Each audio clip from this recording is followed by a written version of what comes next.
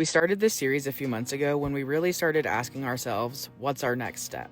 As two entrepreneurs who have lived in our hometown for almost our entire lives, we've been feeling like we may be ready for something new. What's up? We're Splash and Lex, a photographer and nail artist living in a small town in California, and welcome to episode 6 of Wherever We Land, a slow series about two queer lovers and artists discovering what and where our next move will be. While we do love our hometown, we know that moving is definitely something we will want to do in our future. We're just not sure when or where, as we've really just started to find our rhythm now that we're both fully self-employed and living in our van. Last week we traveled to our first destination, Bellingham, Washington, a place that so many of you guys recommended to us. We spent 4 days there, pretending we were locals and really trying to envision ourselves living there.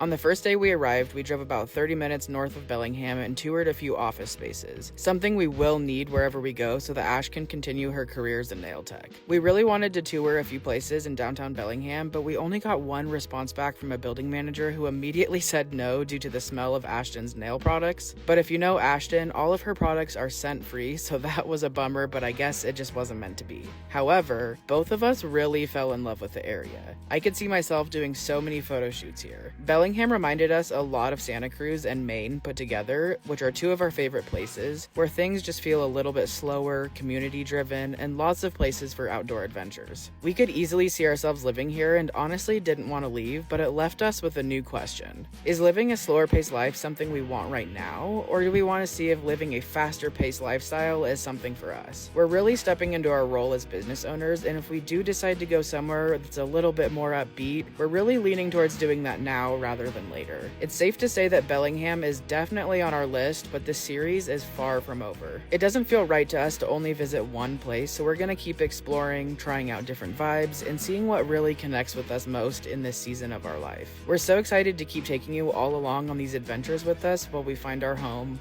wherever we land.